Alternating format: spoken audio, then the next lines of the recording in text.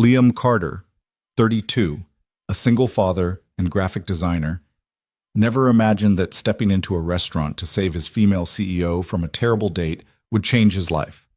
Ava Bennett, 30, beautiful, powerful, and single, has spent her life building her career but couldn't protect her heart. When the lines between boss and employee are broken, they face rumors, prejudice, and the hardest choices. Will love be strong enough to overcome all obstacles? Follow the story to the end, like, and comment with the city you're watching to let me know how far this story has come. The rain started just as Liam pulled into the parking lot of Giovanni's, the kind of upscale Italian place he'd never been able to afford on his own dime. He wasn't there to eat. He was there because his daughter's babysitter had texted him 20 minutes earlier saying she was running late, and the only place close enough to kill time without spending money was this restaurant's parking lot. He'd sit in the car, answer a few work emails, maybe scroll through his phone until it was safe to head home. But then he saw her. Ava Bennett sat alone at a table near the window, visible through the glass like a painting someone had hung in the wrong gallery. She wore a dark emerald dress that looked expensive even from a distance, her hair pulled back in a way that was elegant but not overdone. She was staring at her wine glass, turning it slowly between her fingers. There was no one sitting across from her, no coat draped over the opposite chair, no second glass of wine. Liam frowned. He'd worked for Ava for almost 6 months now, and in that time he'd learned to read her the way you learn to read a storm, by watching the small shifts, the tightening around her mouth, the way her shoulders set when she was about to deliver bad news in a meeting. Right now, even through a rain-streaked window, he could see the tension in her posture. She looked like someone trying very hard not to fall apart. He shouldn't care. She was his boss. She signed his paychecks. She was the reason he could afford his daughter's new winter coat and the after-school program that kept her safe while he worked late. Getting involved in her personal life was a terrible idea on every level. But he'd been watching for 5 minutes now, and no one had come back to the table. The waiter had stopped by twice, each time leaving with a polite nod and nothing ordered. Ava kept glancing at her phone, her jaw tightening each time she set it back down. Liam cursed under his breath, turned off the engine, and stepped out into the rain. The restaurant smelled like garlic and fresh bread, the kind of place where every table had a white cloth and the wine list was longer than the menu. The host looked at him like he'd wandered in from the wrong zip code, wet jacket, day-old stubble, work boots that squeaked on the tile floor. "I'm meeting someone," Liam said, and walked past before the guy could ask questions. Ava didn't see him coming. She was still staring at her wine glass when he pulled out the chair across from her and sat down. She looked up, startled, and for half a second he saw something raw in her expression, something hurt and angry and humiliated, before she locked it down behind the same mask she wore in the office. "Liam." Her voice was steady, but there was a question buried in it. "What are you doing here?" "Thought you could use some company," he said. She blinked, and he watched her process the situation. Her employee, soaking wet, sitting down at her table uninvited in the middle of what was clearly supposed to be a date. He could see her weighing whether to be offended, whether to send him away, whether to pretend everything was fine. Instead, she laughed. It was a short, brittle sound, but it was real. "That obvious, huh?" "Little bit." She picked up her wine glass, took a long drink, then set it down harder than she probably meant to. He left. About 10 minutes after we ordered drinks, said he had an emergency at work, didn't even wait for me to respond before he was out the door. Liam felt something tighten in his chest. That's a coward's move. That's what I get for trying this again. She shook her head, and for a moment she looked younger than 30, like someone who'd been knocked down one too many times and was still trying to figure out how to stay standing. "I knew better. I should have stayed home." The waiter appeared, eyeing Liam with suspicion. "Sir, do you have a reservation?" "He's with me," Ava said, her voice sharp enough to cut. "Bring another glass and a menu." The waiter hesitated, then nodded and disappeared. Ava looked at Liam, and he could see her putting the pieces back together, pulling herself into the version of herself that ran a company and closed million-dollar deals. "You don't have to do this. I'm fine." "You're not," Liam said, "and neither am I, if I'm being honest. My daughter's babysitter is late, I'm sitting in a parking lot in the rain, and I just crashed my boss's terrible date. So let's call it even." That got another laugh out of her, softer this time. Your honesty is going to get you in trouble one day. Probably, but not tonight. The waiter came back with a menu and a wine glass, filled it without asking, and left again. Liam looked down at the menu and felt his stomach drop. He could maybe afford an appetizer if he skipped lunch tomorrow. Ava saw him hesitate. It's on me. You don't have to. Liam. She leaned forward and her eyes were serious now. You just saved me from sitting here alone, pretending I'm fine while every person in this restaurant feels sorry for me. Let me buy you dinner, please. He met her gaze, and for the first time since he'd started working for her, he saw past the CEO title, past the reputation, past the perfectly controlled exterior she showed the world. He saw someone who was tired of being alone. All right, he said, but I'm ordering the cheapest thing on the menu. Like hell you are, she flagged down the waiter. We'll start with the burrata, and bring the pappardelle with short rib. 2 orders. Liam raised an eyebrow. Bossy, even off the clock.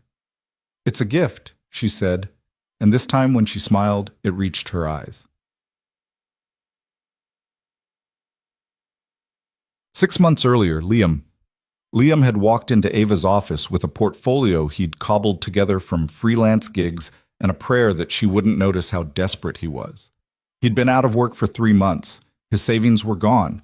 His ex-wife had taken off 2 years prior, leaving him alone with their daughter and a stack of bills he couldn't pay. He was 2 weeks away from losing his apartment when a friend told him about an opening at Bennett Creative, a boutique agency that had been making waves in the industry. He hadn't expected to get an interview. He definitely hadn't expected Ava Bennett herself to be the one conducting it. She'd been younger than he'd imagined, sharper too. She'd flipped through his portfolio without saying a word, her expression unreadable, and Liam had felt every second of silence like a countdown to rejection. Then she'd looked up. This campaign you did for the nonprofit, how much time did you have? 2 days, Liam had said. They needed it fast. And the branding for the bakery? That was a favor for a friend. She couldn't afford an agency. Ava had closed the portfolio and leaned back in her chair. You're talented, you work fast, and you don't cut corners when it matters. She'd paused, studying him. You also look like you haven't slept in a week. What's the story? Liam had considered lying, but there was something in her gaze that made him think she'd see right through it. Single dad, trying to keep the lights on. How old's your daughter? 6. Ava had nodded, like that explained everything. Here's the deal. I'll hire you. Salary, benefits, the works. But I need someone who can handle tight deadlines and won't fold when clients get difficult. If you can do that, the job's yours. Liam had felt something crack open in his chest. Relief, gratitude, disbelief. I can do that. Good. She'd stood and offered her hand. Welcome to Bennett Creative. He'd shaken her hand, and in that moment, he'd made a promise to himself. He wouldn't screw this up. He'd show up early, stay late, deliver work that justified her faith in him. He owed her that much. What he hadn't expected was that keeping that promise would mean getting to know her. The first few weeks had been a blur of onboarding, learning the company's systems, and trying not to drown under the workload. Ava ran a tight ship, and her expectations were high. But she was fair. She didn't ask for anything she wasn't willing to do herself. She worked longer hours than anyone else in the office, stayed late to review campaigns, and never threw anyone under the bus when a client complained. Liam noticed other things too, like the way she took her coffee, black, no sugar, always in the same chipped mug she'd had since she started the company. The way she'd pause in the middle of a meeting and ask someone how their weekend had gone, genuinely listening to the answer. The way she deflected compliments but never forgot to give credit where it was due. She was tough, but she wasn't cruel. Demanding, but not unreasonable. And underneath all of it, Liam started to see the edges of something else, a loneliness that she wore like a second skin. It wasn't obvious. Ava was good at hiding it, but Liam had spent enough time alone himself to recognize the signs. The way she'd linger in the office after everyone else had gone home, like she didn't have anywhere better to be. The way she'd brush off invitations to after-work drinks with a polite smile and some excuse about deadlines. The way she'd sit at her desk, staring at her computer screen, looking like someone who'd forgotten how to leave. One night, about 2 months into the job, Liam had been working late on a campaign that was due the next morning. Most of the office had cleared out by 7, but Ava's light was still on. Around 9, he'd gotten stuck on a design element that wasn't working, and after 20 minutes of frustration, he'd knocked on her door. She'd looked up, surprised. "You're still here." "So are you." "Touché." She'd waved him in. "What's the problem?" He'd shown her the mock-up, explaining where he was stuck, and she'd leaned over his shoulder to look at the screen. She smelled like coffee and something faintly floral, and Liam had found himself hyper-aware of how close she was standing. "Try flipping the layout," she'd said. "Move the text block to the left and let the image breathe on the right." He'd made the change, and it had worked immediately. "You're good at this." "I better be. It's my company." But she'd smiled when she said it, and Liam had realized it was the first time he'd seen her look genuinely pleased about something. "Why are you still here?" he'd asked. She'd straightened, and the smile had faded a little. "Same reason you are, I guess. Nowhere else to be." It had been a throwaway comment, but it had stuck with him. Later, after he'd finished the campaign and headed home, he'd thought about what she'd said. Nowhere else to be. Like work wasn't just her priority. It was her whole life. After that, Liam started paying more attention. He noticed that Ava never talked about her personal life. She didn't wear a wedding ring. She didn't mention a boyfriend or a girlfriend. She didn't post on social media. He'd checked, out of curiosity. And when other people in the office gossiped about her, the consensus was always the same: brilliant, driven, and completely untouchable. But Liam didn't think she was untouchable.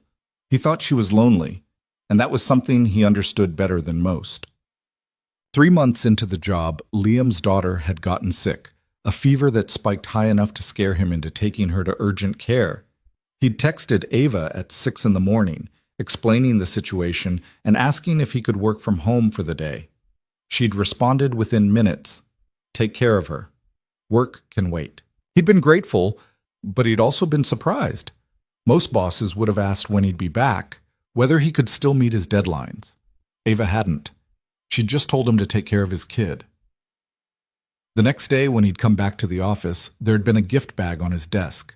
Inside was a stuffed penguin, soft, cartoonish, the kind of thing a 6-year-old would love, and a card that said, "Hope she feels better soon." Hey. Liam had stared at it for a long time, something warm and uncomfortable settling in his chest.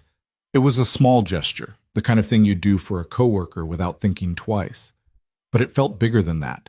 It felt like Ava had seen him, not just as an employee, but as a person, as a father. He'd kept the card in his desk drawer, and every time he opened it, he'd thought about the woman who'd written it. The one who stayed late, worked weekends, and bought stuffed penguins for the kids of people she barely knew. That was when he'd started to wonder what her story was.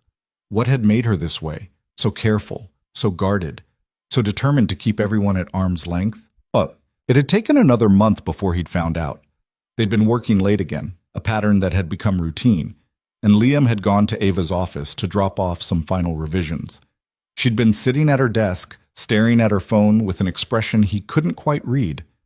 "Everything okay?" he'd asked. She'd looked up, startled, and for a second he'd thought she might brush him off. But then she'd sighed and set the phone down.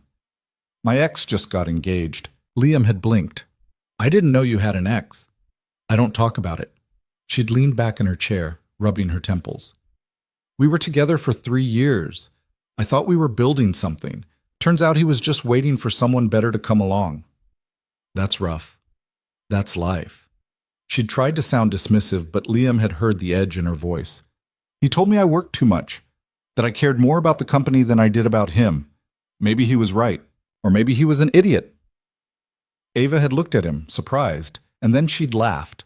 A real laugh this time, not the polite, controlled version she used in meetings. "You don't pull punches, do you?" "Not when it matters." She'd studied him for a moment, and Liam had felt the air shift between them, something unspoken settling into place. "You're a good guy, Liam. Your daughter's lucky to have you."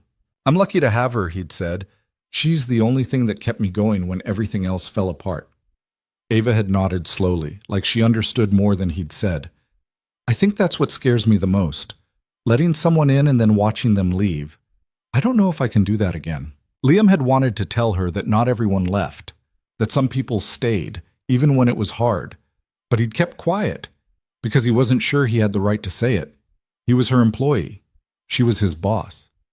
There were lines you didn't cross so no matter how much you wanted to. But sitting there in her office, with the city lights glowing through the windows and the quiet hum of the empty building around them, Liam had felt something shift inside him, something he couldn't name but couldn't ignore either.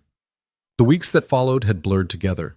More late nights, more quiet conversations, more moments where Liam caught himself watching Ava when he thought she wasn't looking, the way she bit her lip when she was concentrating, the way she tucked a strand of hair behind her ear when she was nervous, the way she smiled when she thought no one was paying attention. He told himself it didn't mean anything, that he was just being observant, that it was normal to appreciate your boss as a person and not just as a title. But then one night, Ava had asked him to stay late to help her finalize a pitch for a new client. They'd worked until almost midnight, fueled by coffee and takeout, and when they'd finally finished, Ava had leaned back in her chair and groaned. "I'm getting too old for this," she'd said. "You're 30. 30 feels old when you spend every night in the office." Liam had looked at her, really looked at her, and seen the exhaustion in her eyes, the tension in her shoulders. "When's the last time you did something fun?" She'd frowned. Define fun. Something that's not work. Something that makes you happy. Ava had thought about it for a long time. "I don't know," she'd said finally. "It's been a while." "That's depressing." "Welcome to my life." Liam had hesitated, then said, "You should fix that." "How?" "I don't know. Go to a concert? Take a vacation? Try a terrible date with someone who won't ditch you at a restaurant." She'd raised an eyebrow. "Is that your way of telling me to get out more?" "It's my way of saying you deserve more than this." He'd gestured around the office. More than just work. Ava had looked at him, and something in her expression had softened. "You're sweet, Liam, but I'm not sure I remember how to be anything other than this." "Then maybe you need someone to remind you." The words had hung in the air between them, heavier than he'd meant them to be. Ava had opened her mouth to respond, but before she could, her phone had buzzed. She'd glanced at it, and whatever moment had been building between them had shattered. "I should go," she'd said, standing abruptly. "It's late." "Yeah, of course." She'd gathered her things and left without another word, and Liam had sat alone in the conference room, wondering if he'd just crossed a line he couldn't uncross. The next few weeks had been awkward, not hostile but careful. Ava had kept their interactions professional, and Liam had followed her lead, even though it felt like stepping backward. He told himself it was for the best, that whatever he'd been feeling was just a side effect of spending too much time together, that it would fade if he gave it enough space. But it hadn't faded. If anything, it had gotten worse. He'd started noticing things he'd tried to ignore before, the way his pulse quickened when Ava walked into a room, the way he found excuses to stop by her office even when he didn't need to, the way he looked forward to the late nights, not because of the work, but because it meant time alone with her. And the worst part? He was pretty sure she'd noticed too. But, which brought him back to tonight. Sitting across from Ava at a table in Giovanni's, watching her eat pappardelle and laugh at something he'd said, Liam realized he'd been lying to himself for months. He didn't just admire Ava. He didn't just respect her. He didn't just think she was smart and kind and deserving of better than what life had given her. He was falling for her. And judging by the way she was looking at him right now, like he'd just done something impossibly kind and impossibly reckless at the same time, he was pretty sure she felt it too. "Thank you," she said quietly, setting down her fork. "For this. For showing up. I don't think I've said that yet." "You don't have to thank me." "Yes, I do." She leaned forward, and her voice dropped. "You didn't have to do this, Liam. You could have driven away and pretended you didn't see me, but you didn't. That means something." "You're my boss," Liam said, trying to keep his tone light. "Can't have you thinking I'm heartless. You're not my employee right now." Ava's eyes were serious. "Right now, you're just a guy who saved me from the worst night I've had in a long time. And I'm grateful." Liam swallowed hard. For what it's worth, the guy who left is an idiot. "You said that earlier." "I meant it then too." Ava smiled, and it was the kind of smile that made Liam's chest ache. "You're dangerous, you know that? How do you figure? Because you make me want to believe that not everyone is going to leave." Liam didn't know what to say to that, so he didn't say anything. He just held her gaze, and for a moment the rest of the restaurant disappeared. Then Ava's phone buzzed.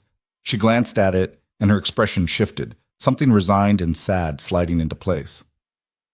"That's my car service," she said. "I should go." "Right. Yeah." They stood, and Ava paid the bill while Liam tried not to think about how much the meal had cost. Outside, the rain had stopped, and the air smelled clean and cool. Ava's car was waiting at the curb, a sleek black sedan that probably cost more than Liam's annual salary. She turned to him, and in the glow of the streetlights, she looked younger again. Vulnerable. "Liam, you don't have to say anything," he said quickly. "It's fine. We'll go back to normal on Monday." "I don't want normal," Ava said, and the words came out in a rush like she'd been holding them back for too long. "I don't want to pretend tonight didn't happen. I don't want to go back to keeping you at a distance because it's easier or safer or whatever excuse I've been using." Liam's heart was pounding. "Ava, I know this is complicated," she said. "I know there are 100 reasons why this is a bad idea, but I don't care. I'm tired of being careful. I'm tired of being alone. And if I'm being honest, I've been thinking about you for months." Liam felt like the ground had just shifted under his feet. "You have?" "Yes."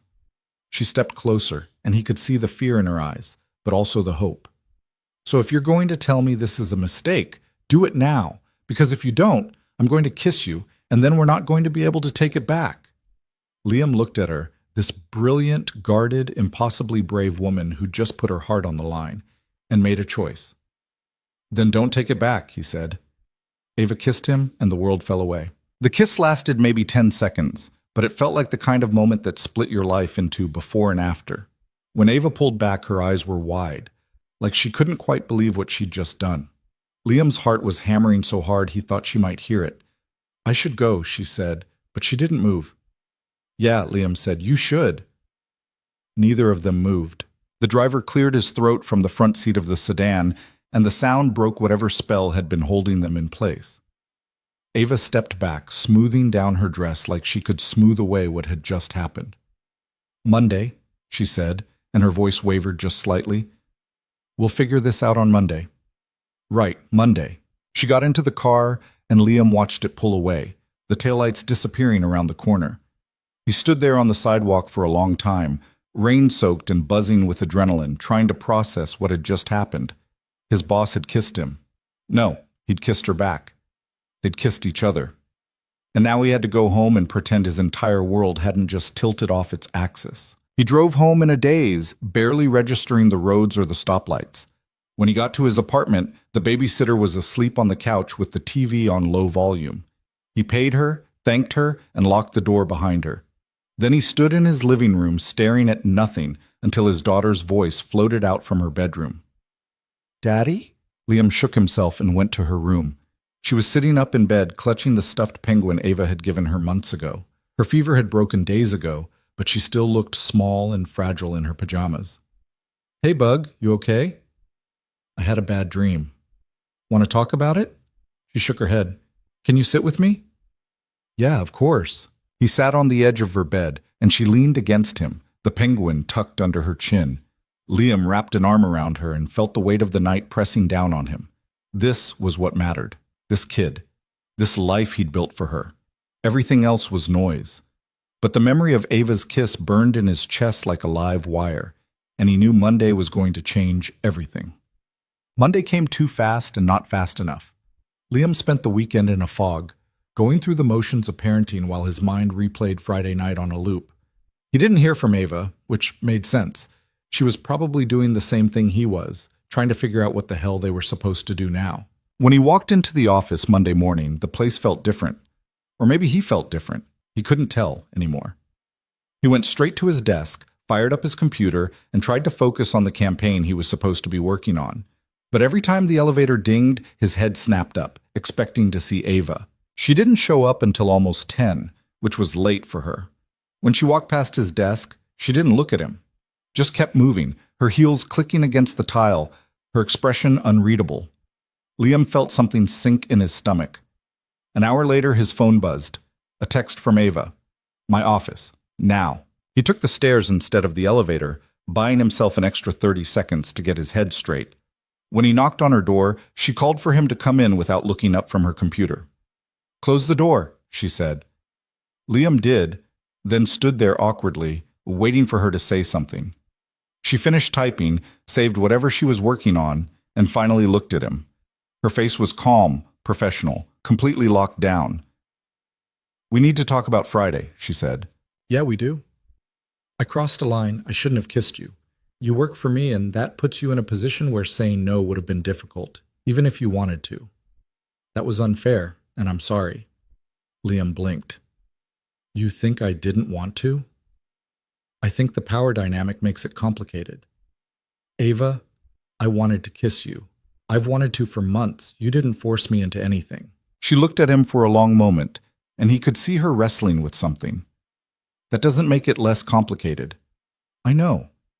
If we do this, if we even think about doing this, it's going to be a problem. People will talk. They'll say, "I'm giving you preferential treatment." They'll say you're sleeping your way up the ladder. It's going to be ugly. I don't care what people say.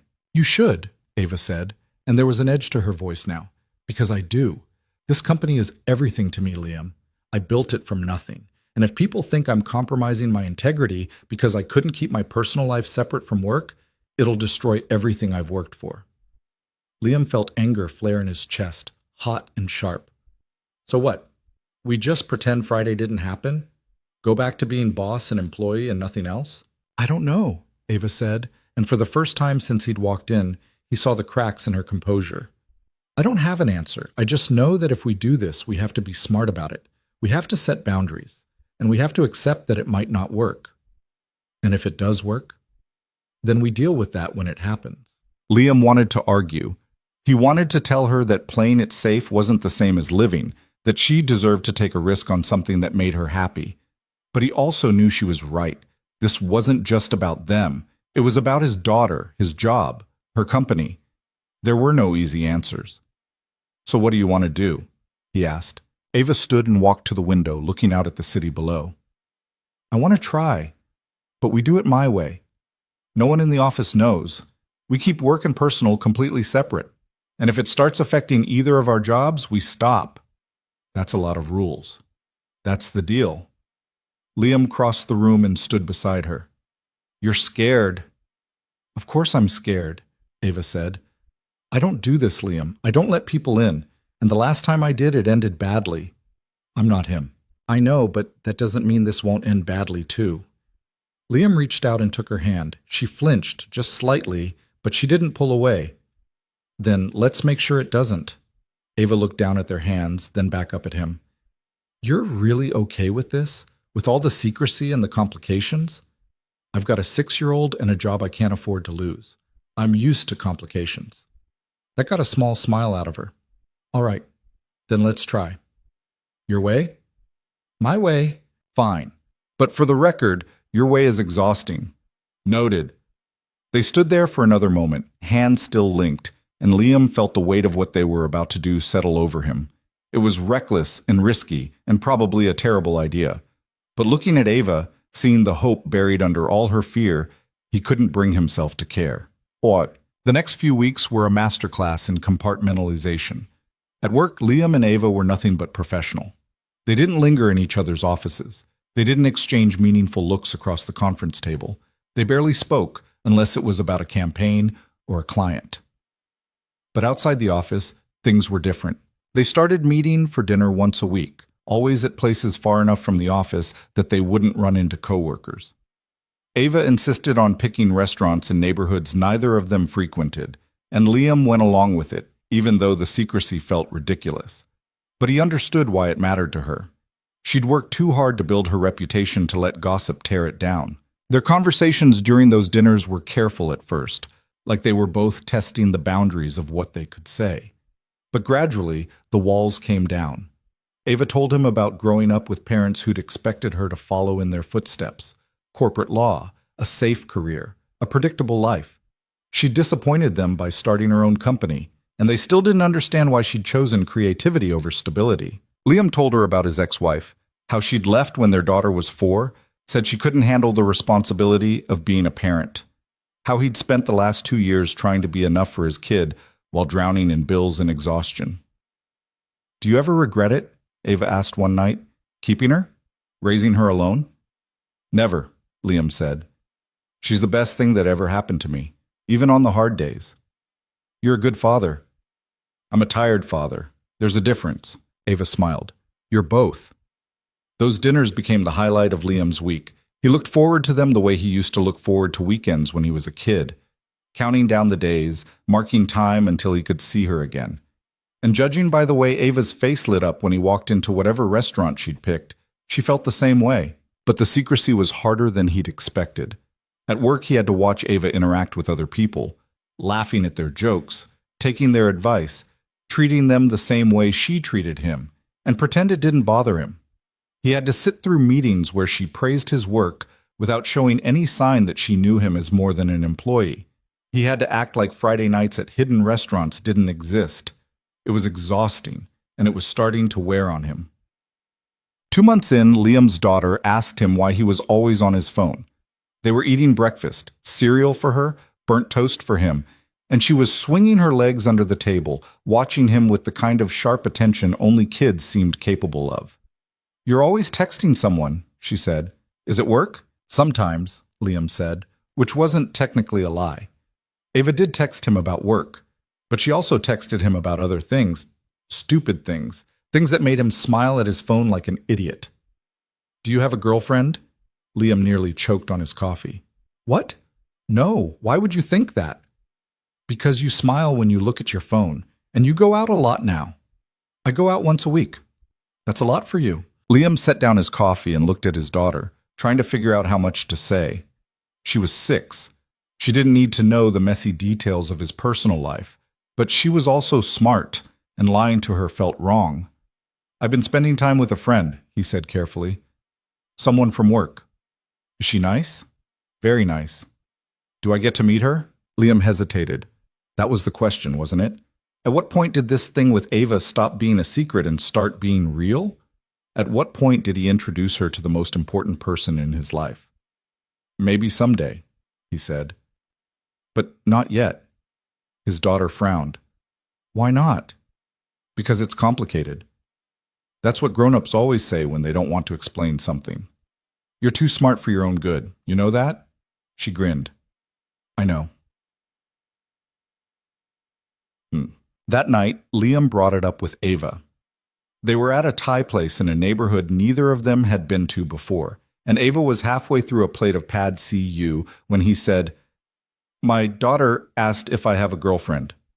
Ava froze, her fork halfway to her mouth. What did you tell her? That I have a friend from work.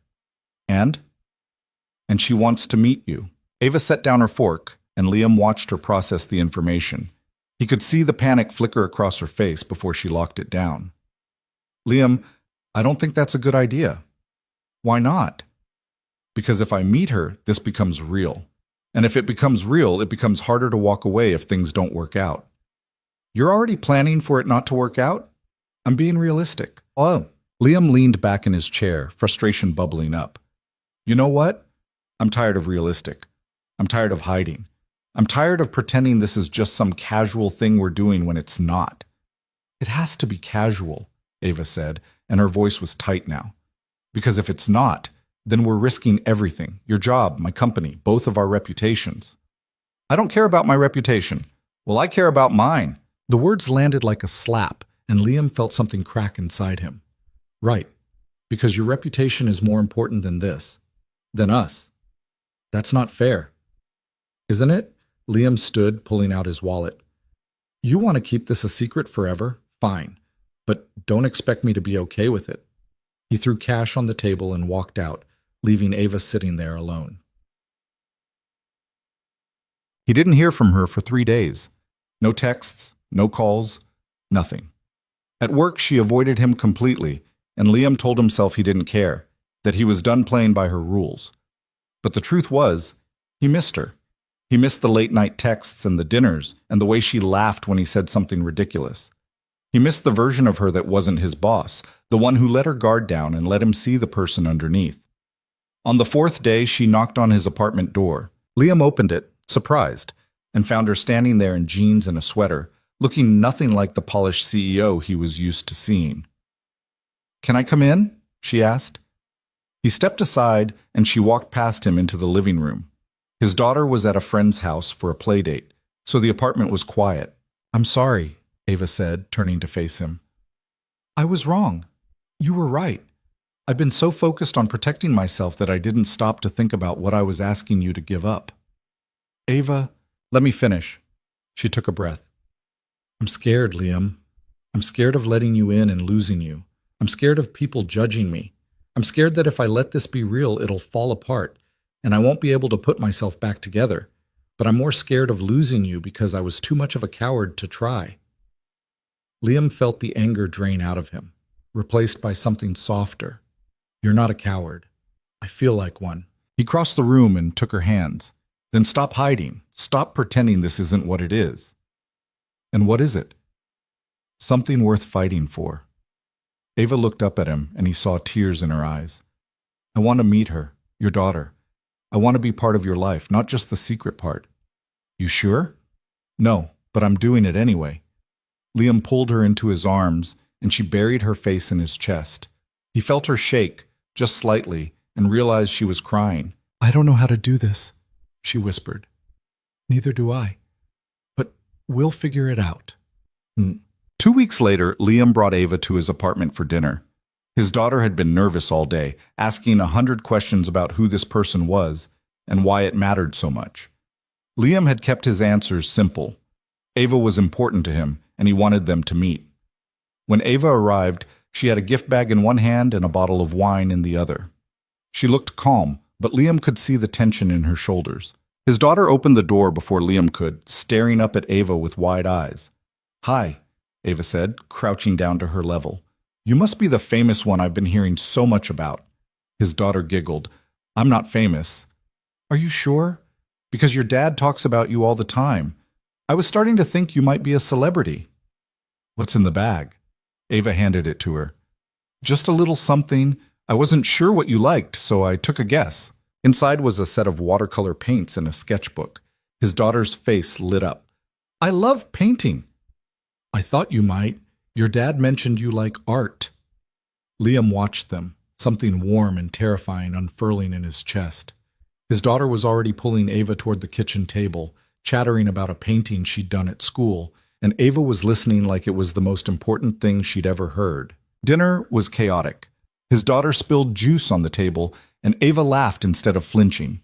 They talked about everything and nothing: school, favorite foods, the best kind of ice cream.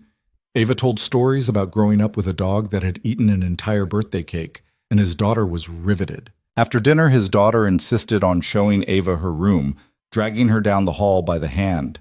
Liam followed, leaning against the doorway as his daughter gave Ava a tour of her stuffed animals, her bookshelf, her collection of rocks from the park. "This one's my favorite," his daughter said, holding up the penguin Ava had sent months ago. "Daddy says it's from a friend." Ava glanced at Liam, and he saw the question in her eyes. He nodded. "I'm the friend," Ava said. "I gave that to your dad to give to you." "Really?" "Really. I thought you might like it." "I love it." His daughter hugged the penguin, then looked up at Ava. "Are you Daddy's girlfriend?" Ava froze, and Liam stepped into the room. "Bug, that's a grown-up question. But I want to know." Ava crouched down again, meeting his daughter's eyes. "I care about your dad a lot, and I think he's pretty great. Is that okay with you?" His daughter thought about it, then nodded. "Yeah, he's pretty great." Ava smiled, and Liam felt something settle in his chest, something that felt a lot like hope. After his daughter went to bed, Liam and Ava sat on the couch with the wine she'd brought. The apartment was quiet, and for the first time in weeks, Liam felt like he could breathe. "She likes you," he said. "I like her. She's amazing, Liam." "She is."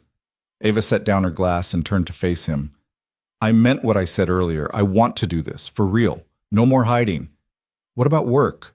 "We'll figure it out. We'll go to HR, set boundaries, make sure everything's above board. But I'm done pretending this doesn't matter." Liam reached for her hand. "You're sure?" "I'm terrified." "But yeah, I'm sure." He kissed her, slow and soft, and when he pulled back, she was smiling. "Your daughter's going to have a lot of questions," Ava said. "She already does. Are you ready for that?" "No, but I'll deal with it." Ava laughed, and the sound filled the room. You know what? I think we're going to be okay. Yeah, Liam said, pulling her closer. I think we are. They sat there for a long time, wrapped up in each other, and for the first time since that night outside Giovanni's, Liam let himself believe that maybe, just maybe, this could work. The morning Liam and Ava walked into HR together, the air in the office felt different. It wasn't just nerves, though there were plenty of those.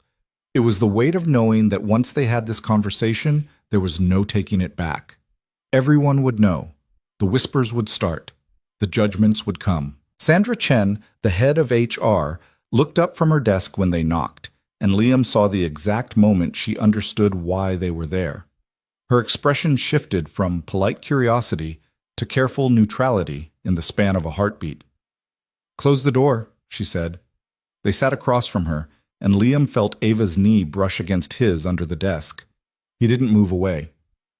"So," Sandra said, folding her hands on the desk, "I'm guessing this isn't about a client issue." "No," Ava said, and her voice was steady in a way that made Liam proud. "Liam and I are in a relationship. We wanted to disclose it formally and discuss how to proceed in a way that's ethical and doesn't compromise the company." Sandra nodded slowly, like she'd been expecting this conversation for weeks.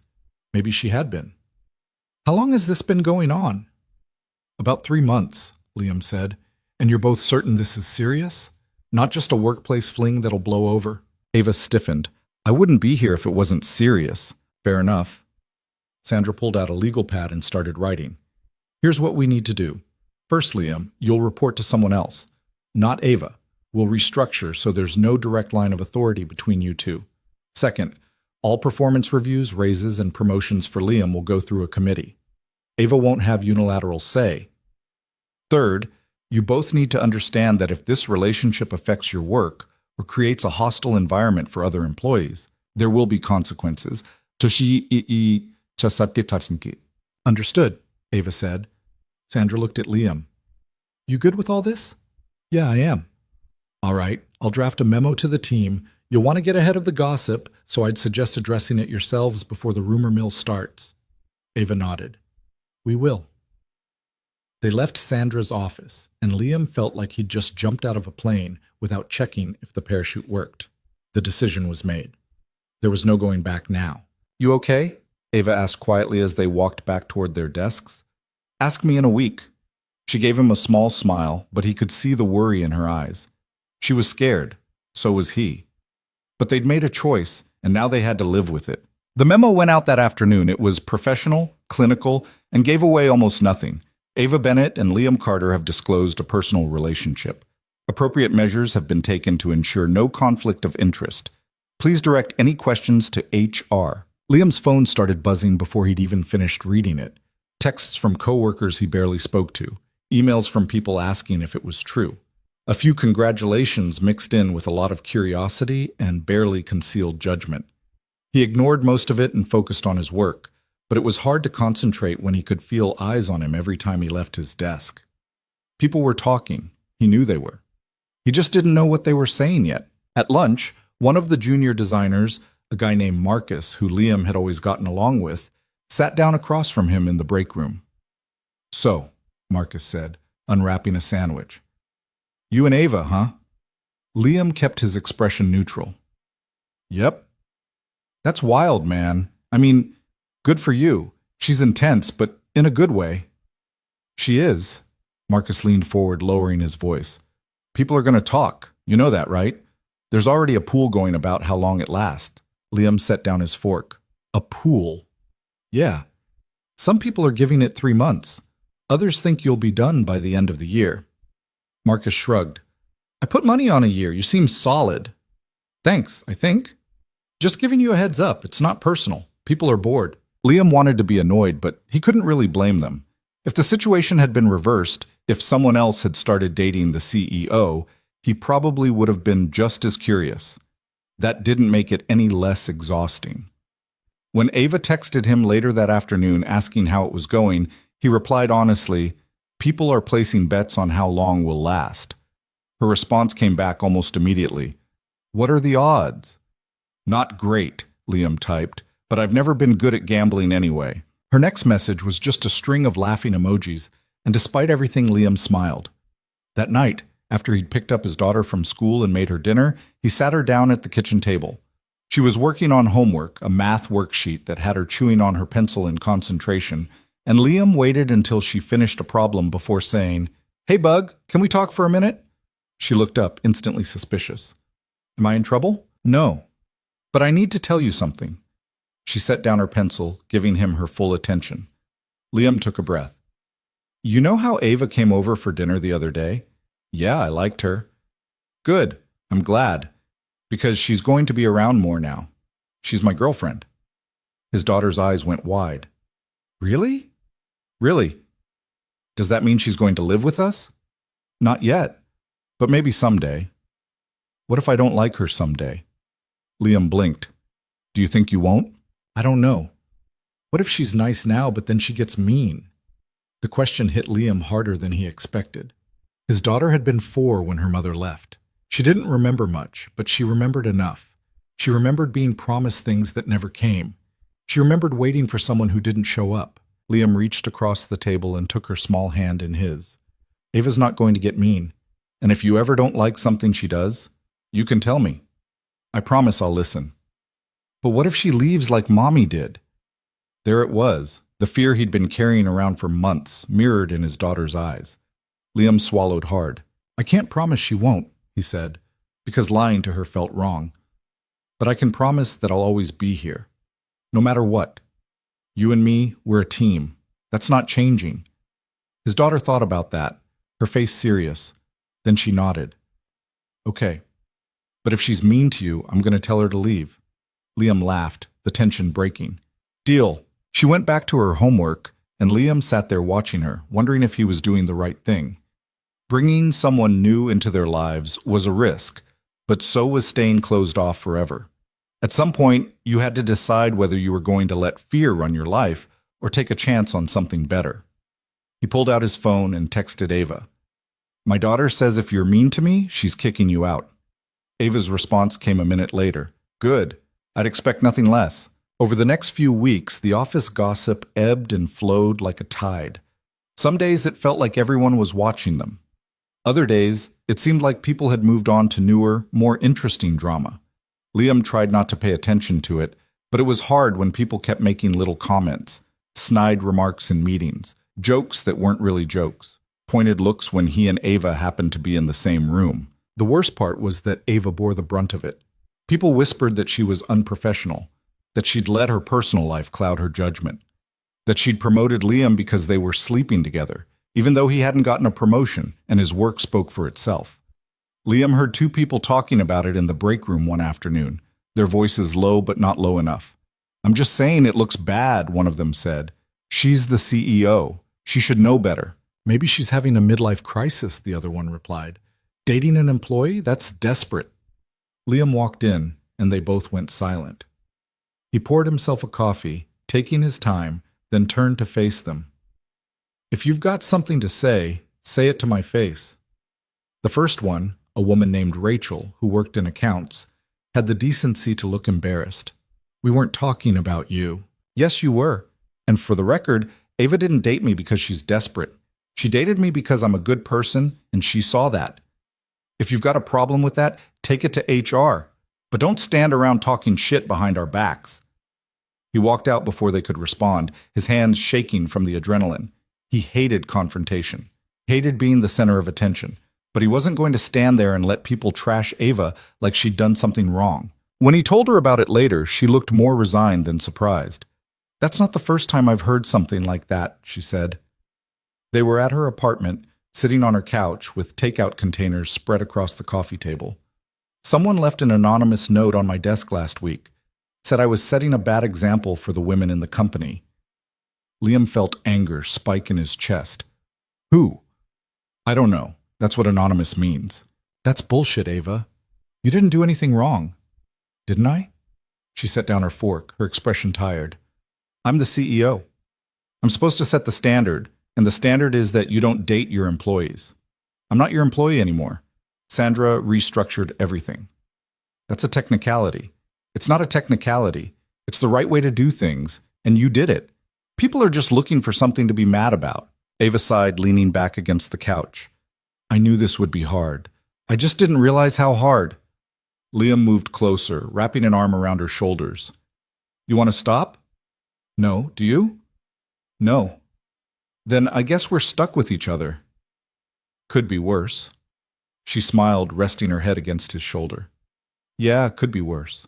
They sat like that for a while, the TV playing some forgettable show in the background, and Liam felt the tension slowly drain out of her. She was carrying so much, the weight of the company, the judgment of her employees, the fear that this whole thing was going to blow up in her face. He wished he could take some of that burden off her shoulders, but all he could do was stay. So that's what he did. The breaking point came a month later during a company meeting.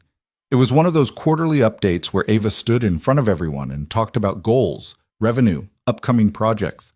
Liam usually tuned out during these meetings. He'd hear the important parts later, but this time he paid attention.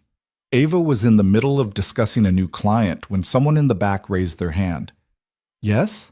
Ava said, pausing. It was Greg, one of the senior account managers, a guy in his 40s who'd been with the company since the beginning. I have a question about leadership. Ava's expression didn't change, but Liam saw her shoulders tense. Go ahead. There's been some concern among the team about conflicts of interest, specifically regarding your relationship with Liam Carter. Some people feel like it's affecting decision-making. The room went silent. Liam felt every pair of eyes shift toward him, and he kept his face blank, even though his pulse was pounding. Ava's voice, when she spoke, was ice cold. What decision, specifically, are you referring to? The Morrison campaign. Liam was lead designer, and it was a high-profile project. Some people think he got it because of favoritism. Liam got that project because his portfolio was the strongest fit for the client's vision, Ava said. The decision was made by a committee that I wasn't part of. If you have concerns about favoritism, I suggest you take them to HR, where they can be reviewed formally. But I will not entertain baseless accusations in a company-wide meeting. Greg opened his mouth to respond, but Ava cut him off. Furthermore, my personal life is not up for debate. Liam and I disclosed our relationship, followed protocol, and ensured that there are safeguards in place to prevent any conflict of interest. If anyone else has concerns, you're welcome to address them through the proper channels. But this meeting is about company performance, not gossip. Are we clear? No one said anything. Greg sat down, his face red, and Ava continued the presentation like nothing had happened. Afterward, Liam found her in her office. She was standing by the window, staring out at the city, her arms crossed over her chest. You okay? He asked. No. He walked over and stood beside her. You handled that well. Did I? Because it felt like I just painted a target on both our backs. Greg's an asshole. Everyone knows it. That doesn't mean he's wrong. People are questioning my leadership because of us. People question your leadership because they're insecure and you're successful. This is just an excuse. Ava turned to look at him, and her eyes were red-rimmed. What if this ruins everything I've built? It won't. You don't know that. You're right, I don't. But I know you're strong enough to handle it, and I know you're not going to let a few assholes with opinions take you down. She laughed, but it sounded shaky. You have a lot of faith in me. Yeah, well, you earned it. She reached for his hand, squeezing it tightly. I don't know what I'd do without you. Good thing you don't have to find out.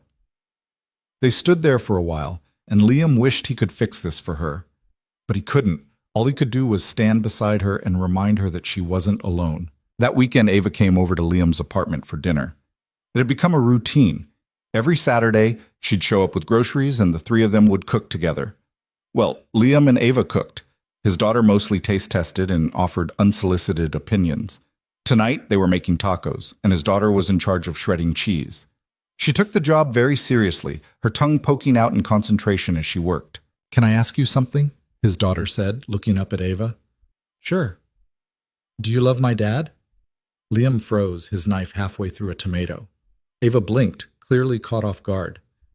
That's a big question, Ava said carefully. I know, but I want to know. Ava glanced at Liam, and he gave her a small nod. Whatever she said, he'd back her up. Yeah, Ava said. I do. His daughter nodded, satisfied. Good, because he loves you too. Liam nearly dropped the knife. Bug? What you do? You said so on the phone last week. Ava turned to him, her eyebrows raised. Did you now? Liam felt his face heat. I was talking to my sister, and you were eavesdropping, he added, pointing at his daughter. I wasn't eavesdropping. You were loud. Ava laughed, and the sound filled the kitchen, bright and genuine. I like her. She's honest. Brutally, Liam muttered. After dinner, they put on a movie, and his daughter fell asleep halfway through, curled up between them on the couch. Liam carried her to bed, tucking her in and kissing her forehead. When he came back, Ava was still on the couch, looking at him with an expression he couldn't quite read. What? He asked. She's right, you know. You are loud on the phone. Liam groaned, sitting down beside her. Can we not talk about this? Why not? Because it's embarrassing. It's not embarrassing. It's sweet. It's definitely embarrassing. Ava shifted closer, her hand finding his. For the record, I meant what I said. I do love you. Liam looked at her, and the world seemed to narrow down to just the two of them. Yeah? Yeah? I love you too, he said, and the words felt easier than he'd expected. Like they'd been sitting on the edge of his tongue for weeks, just waiting for the right moment. Ava kissed him, slow and soft, and when she pulled back, she was smiling. So what now? Now we keep going, one day at a time. Think we can do that? I think we can do anything. She laughed, resting her head on his shoulder, and Liam wrapped his arm around her. Outside, the city hummed with life, but inside his apartment, everything was quiet, peaceful, right. For the first time in a long time, Liam let himself believe that maybe they really could make this work. The following Monday, Liam walked into the office and found a bouquet of flowers on his desk. There was no card, but he didn't need one. He knew who they were from. He texted Ava. Flowers? Really? Her response came a minute later. You said you loved me. I'm celebrating. You're ridiculous, and you're stuck with me. Liam smiled, tucking his phone back into his pocket. People were still watching. The whispers hadn't stopped. But for the first time since this whole thing started, Liam didn't care. Let them talk. Let them judge. He had something real, something worth fighting for, and he wasn't about to let anyone take it away. That night, as he was putting his daughter to bed, she looked up at him with sleepy eyes and said, Daddy? Yeah, Bug. I'm glad Ava loves you. Liam's throat tightened. Me too. Do you think she'll stay? It was the same question she'd asked weeks ago, and Liam still didn't have a perfect answer, but he had a better one now. I think she will, he said, because she loves us. And people who love you don't leave. His daughter smiled, her eyes already drifting closed. Good. Liam kissed her forehead and turned off the light, standing in the doorway for a moment, watching her sleep. He thought about everything that had led him here, the job he'd almost not gotten, the night he'd walked into that restaurant, the decision to let Ava in despite all the reasons he shouldn't have. It hadn't been easy. It still wasn't. But looking at his daughter, thinking about Ava, Liam knew it had been worth it. He pulled out his phone and sent one more text. Thank you. Ava replied almost immediately. For what? For not giving up on us. Her response was a single red heart, and Liam smiled, pocketing his phone and heading to the kitchen to clean up. Tomorrow would bring new challenges, new judgments, new obstacles to navigate. But tonight, he had everything he needed, and that was enough. The first crack in their careful equilibrium came 6 months in, on a Thursday morning that started like any other. Liam was dropping his daughter off at school when his phone rang. It was Ava, and she sounded wrecked. Can you come to the office early? She asked. What's wrong? Just come, please. He made it there in 20 minutes, his mind racing through every possible disaster. When he walked into her office, she was sitting at her desk with her head in her hands, and there was a printed email in front of her. What happened? Liam asked, closing the door. Ava looked up, and her eyes were red. Greg filed a formal complaint. He's alleging that I've been giving you preferential treatment and that the company culture has become hostile because of our relationship. Liam felt his stomach drop. That's insane. He has statements from 3 other employees backing him up. They're saying morale is down, that people don't feel comfortable speaking up because they're afraid I'll retaliate if they say anything negative about you. She laughed, but it was bitter. Apparently I'm abusing my power. That's not true. None of that's true. It doesn't matter if it's true. It matters if people believe it. She pushed the email toward him. HR wants to do a full investigation. They're interviewing everyone on the team. If they find evidence of misconduct, I could be removed as CEO. Liam sank into the chair across from her. They can't do that. They can. I have a board of directors, and if the board thinks I'm a liability, they'll push me out. She rubbed her face, exhausted. I built this company from nothing, Liam. It's everything I have. And now it might all fall apart because I fell in love. The words hung in the air between them, heavy and sharp. Liam wanted to tell her it would be okay, that they'd fight this and win, but he didn't know if that was true. What do you need from me? He asked. I need you to stay out of it. Don't talk to anyone about the investigation. Don't defend me in meetings. Just keep your head down and let HR do their job. Ava, I mean it, Liam. If you try to fight this, it'll only make things worse. They'll say I'm manipulating you, that you're too close to see the truth. So what? I just sit here and do nothing while they try to destroy you? Yes, her voice cracked. Because if you don't, we both lose. Liam wanted to argue, but the look in her eyes stopped him. She was terrified, and she was right. Anything he did to defend her would only feed the narrative that they were too entangled, that their relationship had compromised the company. All right, he said quietly. I'll stay out of it. Thank you. He left her office feeling like he'd just abandoned her in the middle of a war zone. But what else could he do? She'd asked him to stay back, and he had to trust that she knew how to handle this better than he did. The investigation took 3 weeks, and they were the longest weeks of Liam's life. HR interviewed everyone on the team, combing through emails, performance reviews, project assignments. They asked Liam questions about his relationship with Ava, how it started, whether she'd ever promised him promotions or special treatment, whether he felt pressured to stay in the relationship because she was in a position of power. He answered honestly, even when the questions felt invasive. No, she'd never promised him anything. No, he didn't feel pressured. Yes, he understood that their relationship complicated things, but they'd done everything by the book. At the office, people avoided him, some out of awkwardness, others out of suspicion. The few who did talk to him did so in hushed tones, like they were afraid of being overheard. Liam felt like a pariah, and he hated it. Ava was worse. She threw herself into work, staying late every night, barely eating, barely sleeping. When Liam tried to check on her, she brushed him off.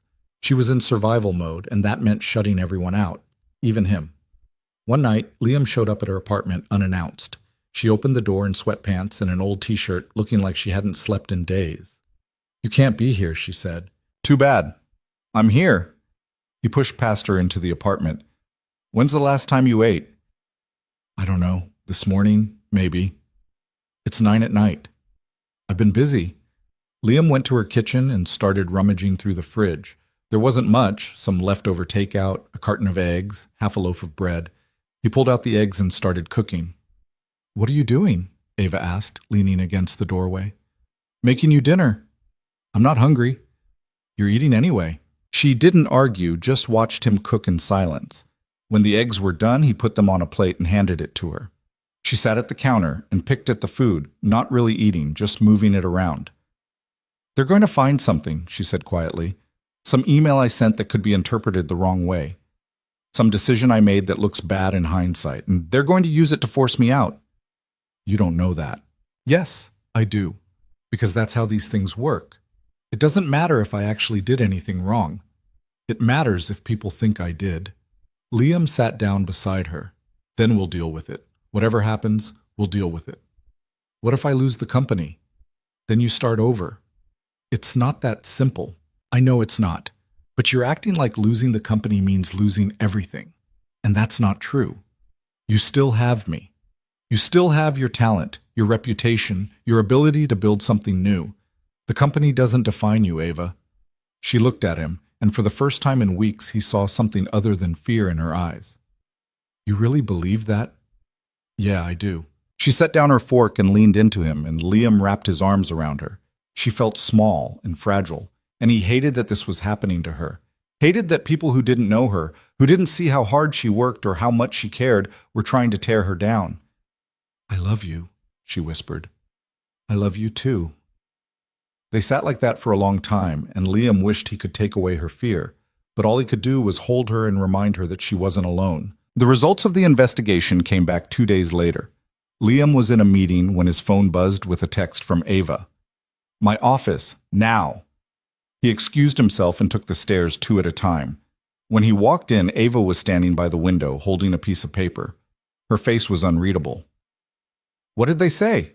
Liam asked. She handed him the paper. It was a summary of the investigation's findings. Liam scanned it quickly, his heart pounding. No evidence of preferential treatment. No evidence of misconduct. All decisions regarding Liam Carter's assignments and performance were made in accordance with company policy. However, the investigation did find that some employees felt uncomfortable with the relationship and recommend additional training on workplace relationships and power dynamics. Liam looked up. "They cleared you." "They cleared us," Ava corrected. "But it's not over.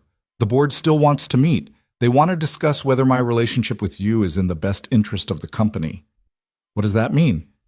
"It means they're going to ask me to choose the company or you." Liam felt like he'd been punched in the gut. "They can't do that." "They can, and they will." She turned to face him, and her expression was hard. "I've been thinking about this a lot. About what's fair and what's not. About what I'm willing to sacrifice." "Ava, let me finish." She took a breath. "I love you. I love what we have. But I also love this company. I built it. It's mine, and I don't know if I can walk away from it." Liam felt something cold settle in his chest. "Are you saying you want to end this?" "I'm saying I don't know what I want, and I hate that I don't know." "So what? I'm just supposed to wait around while you decide if I'm worth it? That's not fair. None of this is fair." Liam's voice rose, and he didn't care. "You asked me to trust you, to let HR do their job, to stay quiet while people dragged your name through the mud. I did all of that. And now you're telling me you might choose the company over me?" "I'm not saying that." "Then what are you saying?" Ava's eyes filled with tears. "I'm saying I'm scared, Liam. I'm scared of losing everything, and I don't know how to fix this." Liam stared at her, anger and hurt warring in his chest. He wanted to yell, to tell her she was being a coward. But he also understood. He understood the weight she was carrying, the impossible choice she was facing. That didn't make it hurt any less. "You know what?" he said quietly. "You're right. You do have to choose. And I hope you pick the one that makes you happy." He walked out before she could respond. That night, Liam sat on his couch with a beer he didn't want, staring at the TV without seeing it. His daughter was asleep, and the apartment was too quiet. He kept replaying the conversation with Ava, trying to figure out where it had gone wrong, trying to figure out if there was anything he could have said that would have changed the outcome. His phone buzzed, a text from Ava. "I'm sorry." He didn't respond. Another text. "Can we talk?" He turned off his phone and finished his beer. Then he got another one. The next morning, Liam called in sick. He couldn't face the office, couldn't face the possibility of running into Ava and pretending everything was fine. He dropped his daughter off at school, then went home and sat on the couch, trying to figure out what the hell he was supposed to do now. His sister called around noon. She lived 2 states away and only called when she sensed something was wrong. It was like a superpower. "What happened?" she asked. "What makes you think something happened?" "Because you never call in sick, and you sound like garbage." Liam sighed. "Ava and I don't know what we are." "Did you break up?" "I don't think so, but it's heading that way." His sister was quiet for a moment.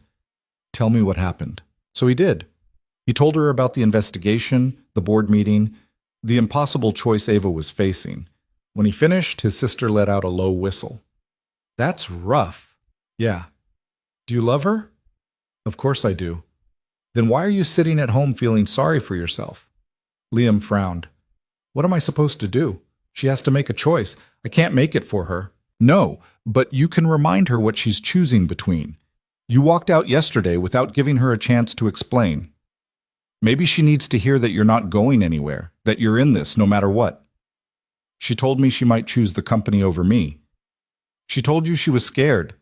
There's a difference." Liam rubbed his face, exhausted. "I don't know if I can do this. The back and forth, the uncertainty. I have a kid to think about. I can't keep putting her through this if it's just going to fall apart."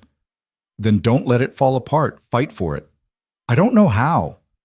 "Yes, you do. You show up. You tell Ava that you love her and that you're not giving up, and then you let her decide. Liam sat with that for a long time after they hung up. His sister was right. He'd walked out because he was hurt, because he was scared.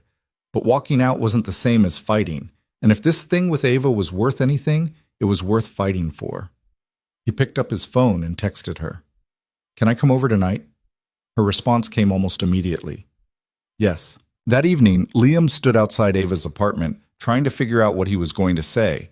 He didn't have a speech prepared. He just had the truth, messy and imperfect as it was. When she opened the door, she looked as wrecked as he felt. Her hair was pulled back in a messy bun, and she was wearing the same sweatpants from the other night. "Hi," she said. "Hi." They stood there for a moment, and then Ava stepped aside to let him in. She closed the door and turned to face him, her arms wrapped around herself like she was trying to hold herself together. "I'm sorry," she said, "for yesterday, for making you feel like you weren't enough. I'm sorry, too, for walking out. You had every right to." "Maybe, but it didn't help anything." Ava nodded, and they stood in the quiet of her apartment, the weight of everything unsaid pressing down on them. "The board meeting is tomorrow," Ava said finally. "They're going to ask me to step down if I don't end the relationship."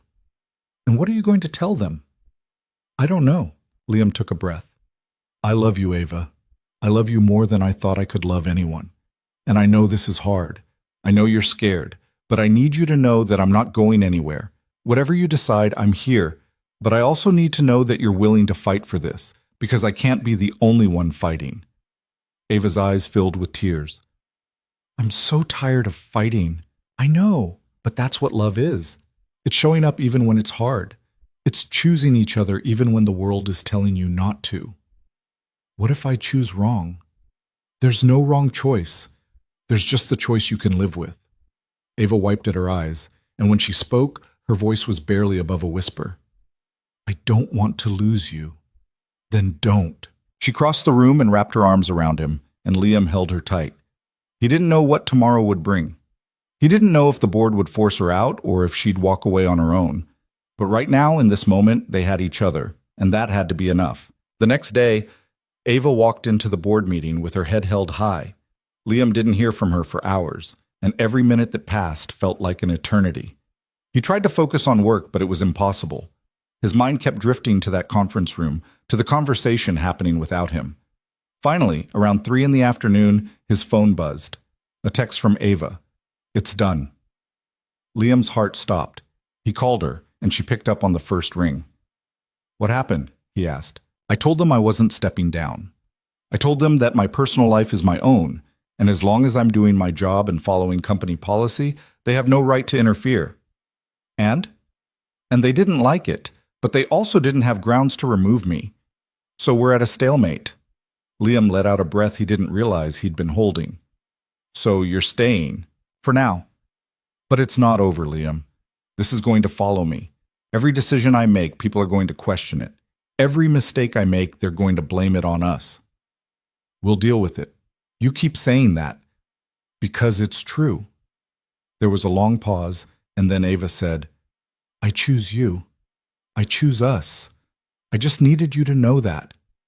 Liam felt something break open in his chest, relief and love and gratitude all tangled together. "I know, and I choose you too." "Even with all the mess?" "Especially with the mess." She laughed, and it sounded lighter than it had in weeks. "You're crazy." "Maybe, but you love me anyway." "Yeah, I do." That weekend, Liam took his daughter and Ava to the park. It was a clear, sunny day, and the three of them spent the afternoon throwing a frisbee, eating ice cream, and pretending the rest of the world didn't exist.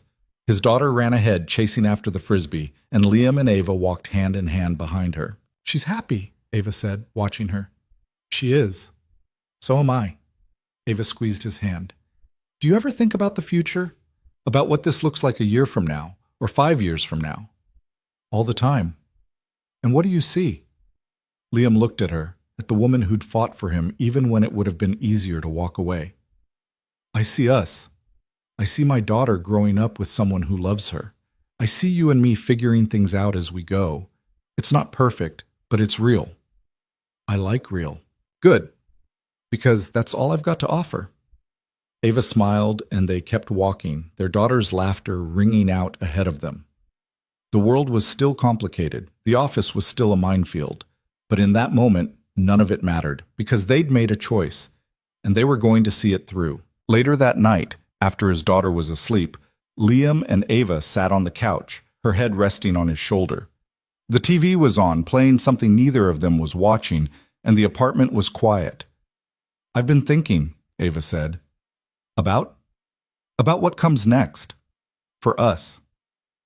Liam shifted so he could see her face. "What do you mean?" "I mean, we've been doing this for almost a year now, and I don't want to keep living in limbo. I don't want to keep worrying about what people think or whether we're doing things the right way. I just want to be with you. You are with me. I know, but I want more than this. I want to wake up next to you every morning. I want to be part of your life, not just the person you see on weekends. I want us to be a family." Liam's heart stuttered. "Are you saying what I think you're saying?" "I'm saying I want to move in together. Or maybe you move in with me. I don't care where. I just want us to stop living separate lives." Liam stared at her, his mind racing. It was a big step, a huge step. But looking at Ava, seeing the hope and the vulnerability in her eyes, he realized it was the step he'd been waiting for. "Yeah," he said. "Let's do it."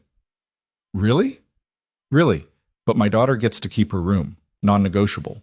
Ava laughed, and it was the most beautiful sound Liam had ever heard. "Deal." They kissed, and Liam felt the pieces of his life click into place.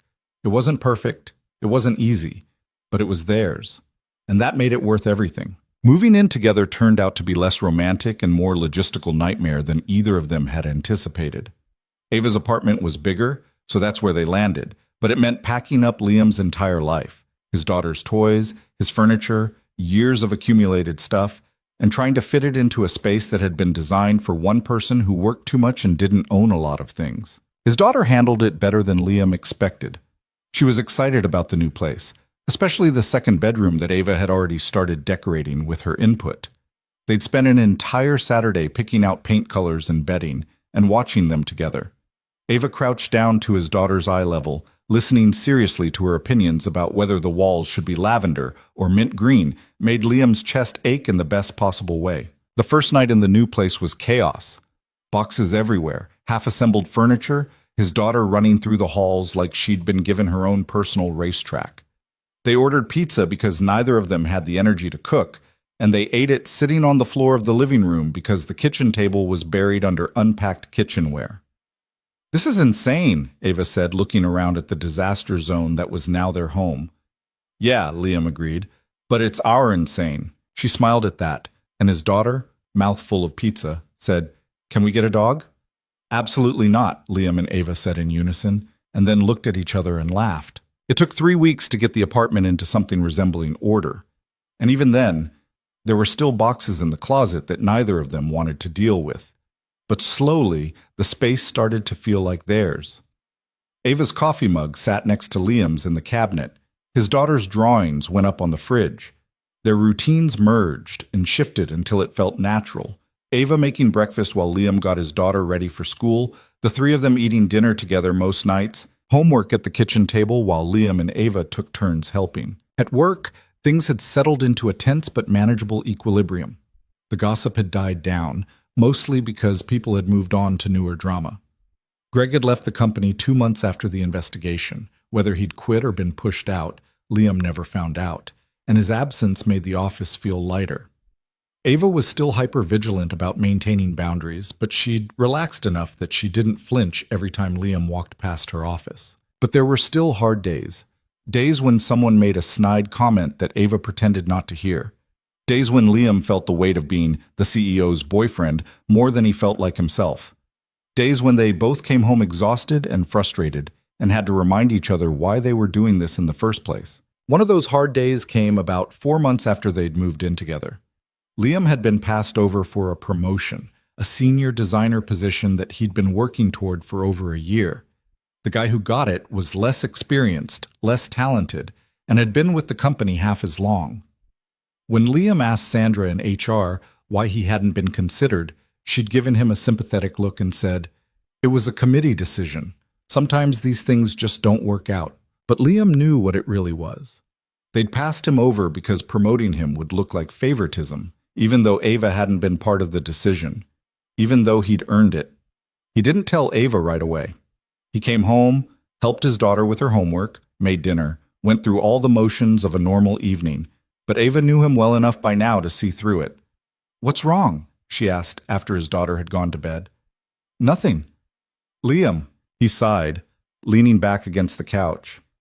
"I didn't get the promotion." Ava's face fell. "What? Why not?"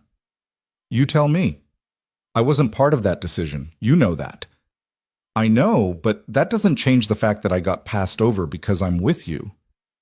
Ava was quiet for a long moment. "I'm sorry. It's not your fault." "It feels like it is." Liam ran a hand through his hair, frustrated. "I worked my ass off for that position. I earned it. And it doesn't matter because people are so busy worrying about optics that they can't see past the fact that we're together." "Do you regret it?" Ava asked quietly. "Being with me?" "No, but I'd be lying if I said this doesn't suck."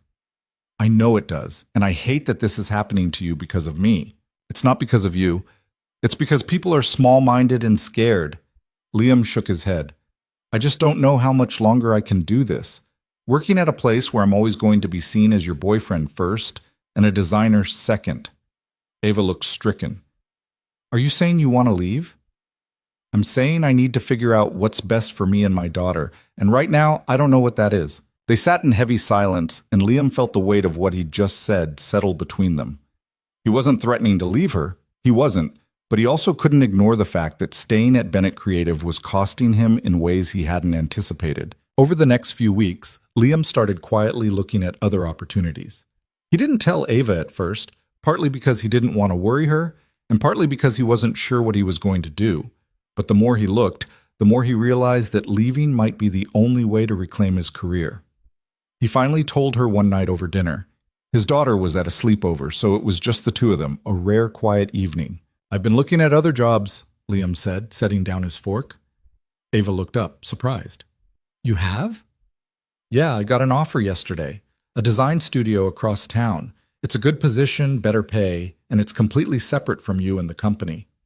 "Are you going to take it?" "I don't know. I wanted to talk to you first."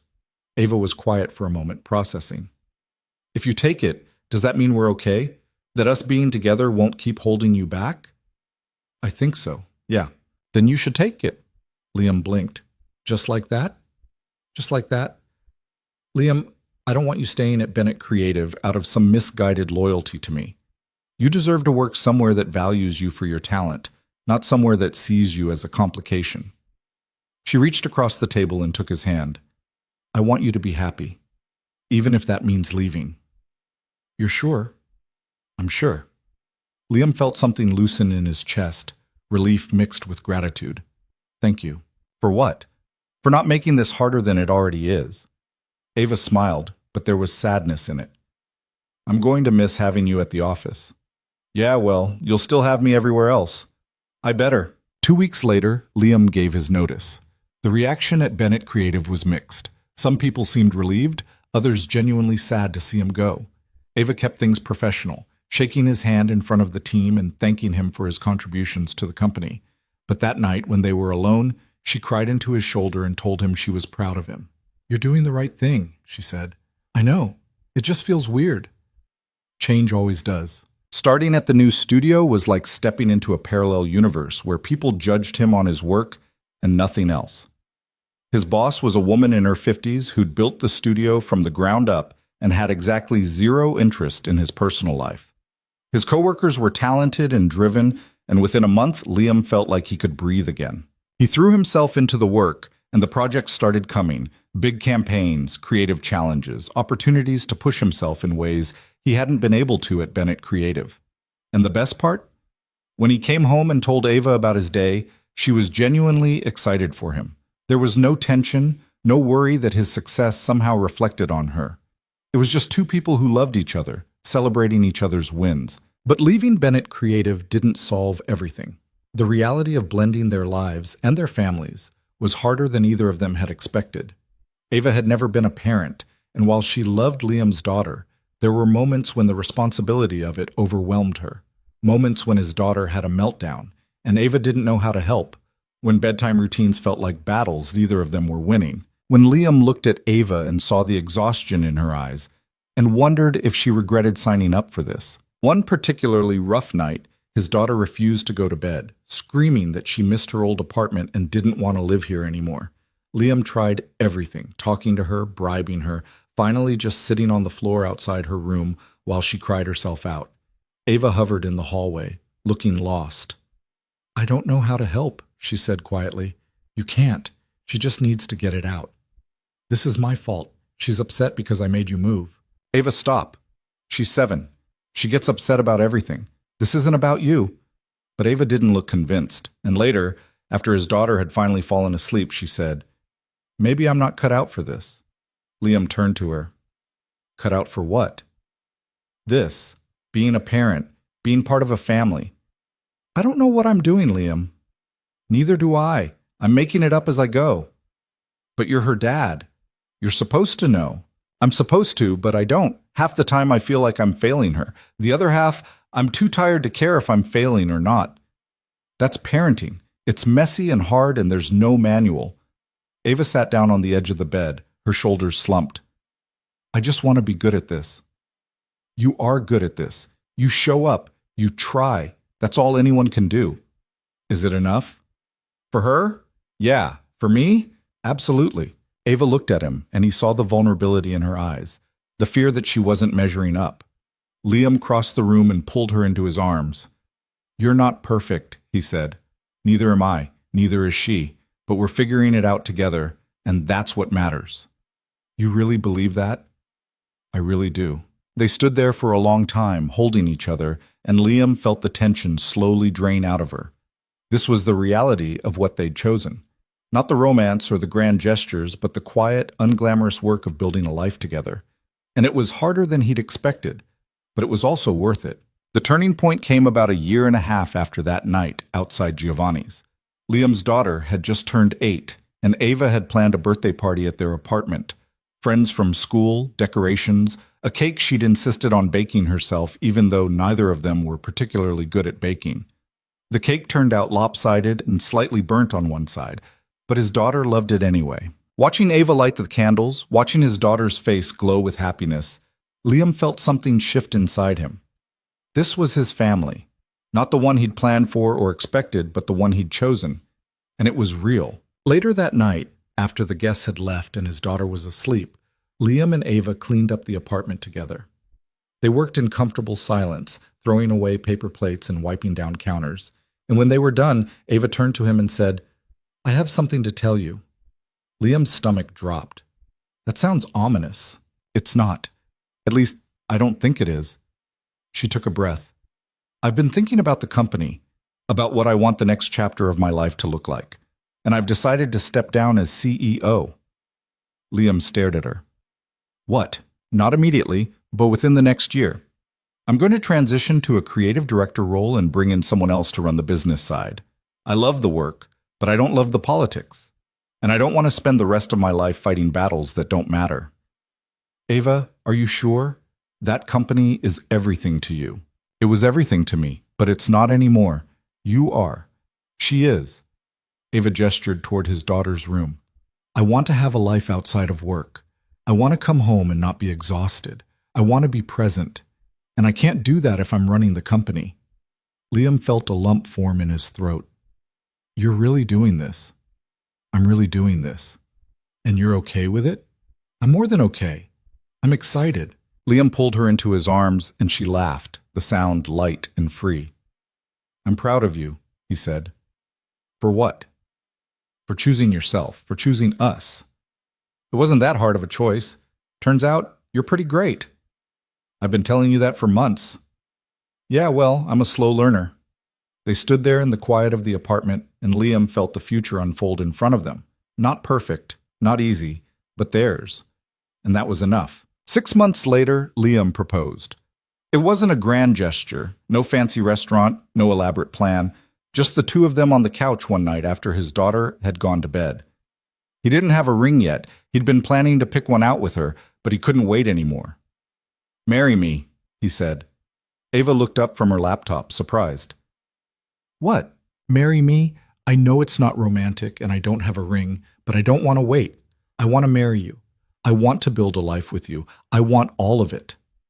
Ava's eyes filled with tears. Are you serious? Completely. You're supposed to get down on one knee. You want me to get down on one knee? No, I want you to stay right there. She closed her laptop and set it aside. Yes, yes, yes, I'll marry you. Liam kissed her, and it felt like every good decision he'd ever made had led him to this moment. When they pulled apart, Ava was smiling through her tears. Your daughter's going to have opinions about the wedding, she said. Oh, definitely. She's already planning it in her head, I guarantee it. Good. I want her to be part of it, all of it. She will be.